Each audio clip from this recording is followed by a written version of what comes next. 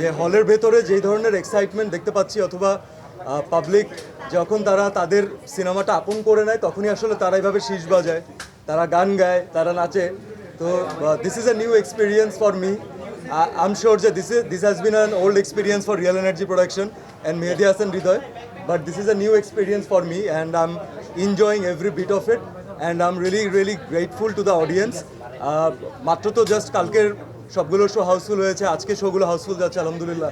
But um sure যে অনেকে এখনও দেখেননি, অনেকে ছুটি কাটিয়ে বাড়ি থেকে আসেননি। তো তারা যখন আসবেন এবং তারা যখন দেখবেন, আমি শিওর যে আমরা তাদেরকে একটা এন্টারটেইনিং সিনেমা উপহার দিচ্ছি। যখন প্রথম গানটা আমাদের কাছে আসলো, আমি নিজে মনে হয় 14 বার আর 15 বার টানা শুনেছি, এবং পার্টিকুলারলি গাড়িতে শুনতাম, কারণ it has a different vibe. তো আমার মনে হচ্ছিল যে এই ভাইবটা যখন ঈদের সময় দর্শক পাবে তখন একটা সোনায় সোহাগা হবে। তো আলহামদুলিল্লাহ এভরিওয়ান হ্যাজ টেকেন দ্যাট, সবাই পছন্দ করছেন। ঈদে বাজানোর মতো একটা গান পেয়েছি আমরা।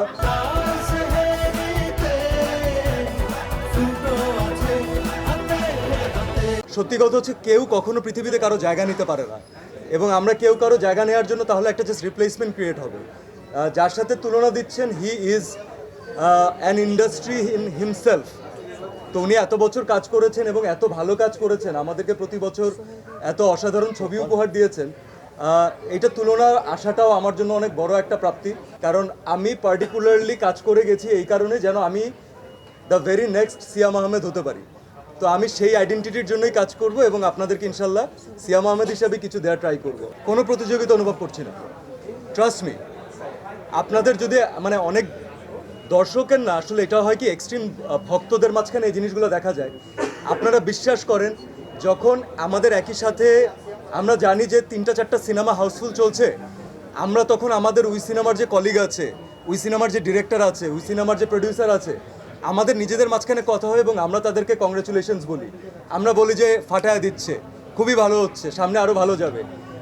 এবং এটা ভাইস ভার্সা। অন্য একজন ডিরেক্টর আর্টিস্ট যখন দেখেন আমাদের সিনেমা হাউসফুল যাচ্ছে, গতকালকে থেকে আমরা কতগুলো ফোন কল পেয়েছি, রাইট? তো এই যে যখন আমরা খেলতে যাই তখন আমরা মাঠে সবাই একসাথে খেলি, কিন্তু তখন কিন্তু কে জিতলো কে হারলো এইসব জিনিস থাকে না। তো this is a beautiful place.